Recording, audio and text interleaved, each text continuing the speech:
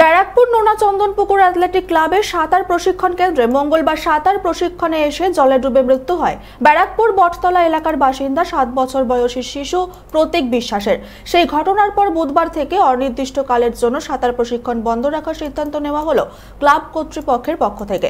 ঘটনা নিয়ে পুলিশের তদন্তের পর অভিভাবকদের সঙ্গে বৈঠক করে পরবর্তী সিদ্ধান্ত নেওয়া হবে বলে জানান ব্যারাকপুর পৌরসভার পৌর প্রধান তথা ব্যারাকপুর নোনা চন্দনপুকুর অ্যাথলেটিক ক্লাবের সভাপতি উত্তম দাস। 25 বছর ধরে যে এইখানে সাঁতার প্রশিক্ষণ চলছে এবং আমরা মনে করি শুধু আমাদের জেলা না, আমাদের রাজ্যের একটা অন্যতম প্রতিষ্ঠান। আমাদের এখানকার ছাড়া রাজ্যের যে কোনো জায়গায় যে কোনো কম্পিটিশনে, ন্যাশনাল ইন্টারন্যাশনাল, সর্বত্র আমাদের এখান থেকে ছেলেরা যায়। বহু ছেলে এখানে সাঁতার প্র্যাকটিস করে, তারা সাঁতার করে তারা ভালো জায়গায় পৌঁছে গেছে। তারা সরকারিভাবে কেউ সিআইএফ এর চাকরি পেয়েছে, কেউ পুলিশের চাকরি পেয়েছে, কেউ ডিফেন্সের চাকরি পেয়েছে। যাই হোক, এই ধরনের অনেক ছেলে। এখানে বারাসাত থেকে নৈহাটি, শ্যামনগর, ইছাপুর, মধ্যমগ্রাম বিভিন্ন জায়গায় ছেলে মেয়েরা এখানে এসেছে।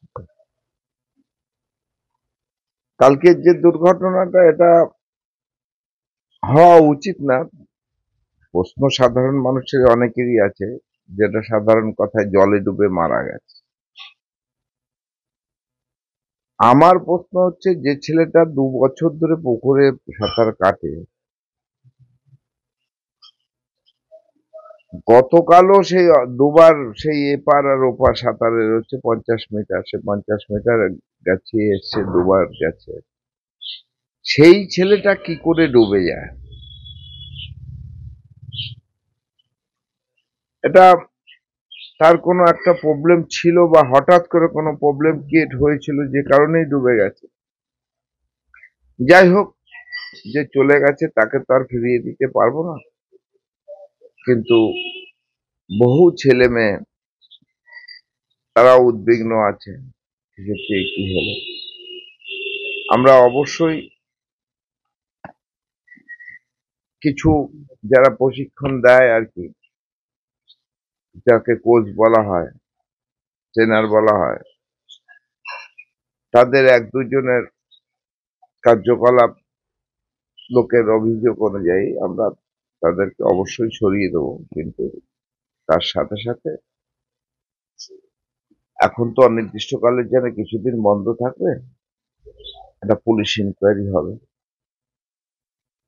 আমাদের অথরাইজেশন কি আছে সেগুলো সমস্ত জেলা রাজ্য সমস্ত অথরাইজেশন আছে আমাদের, এবং তারপরে সমস্ত অভিভাবকদের আমরা একটা মিটিং করব। সেটা মিটিং এ সবচেয়ে বড় আবেদন যেটা থাকবে, কোনো বাচ্চা অভিভাবক ছাড়া সেখানে অ্যালাউ হবে না। বাচ্চাটা যখন সে নামছে, সাঁতার কাটছে, তখনও তাকে খেয়াল করতে হবে কে নামাচ্ছে, এবং তার টাইম হলে সঠিক সময় সে উঠে আসে, সেটা তাই অভিভাবককে খেয়াল রাখতে হবে। কারণ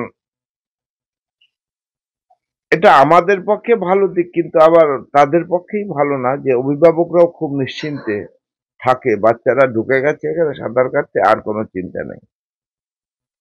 কিন্তু একটা সন্তানের দিকটাই করে সে সঠিক সময় ঠিক বা নামছে বা উঠছে, এগুলি ফলো আপ রাখা দরকার। এটা অভিভাবকের একটা নেগলিজেন্সি আছে। তারপর একজনের সাথে আরেকজনের একটা বন্ধুত্বর ইয়েতে, তারা গল্পের ইয়েতে মজে থাকে।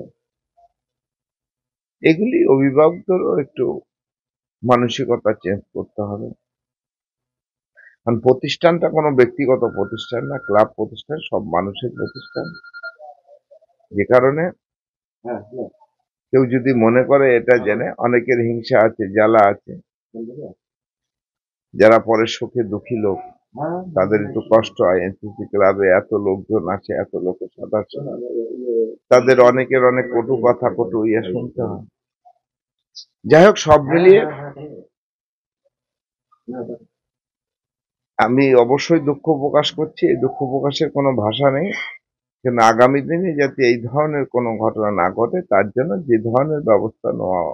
ব্যারাকপুর থেকে সৈকত গাঙ্গুলির রিপোর্ট, চ্যানেল 24/7।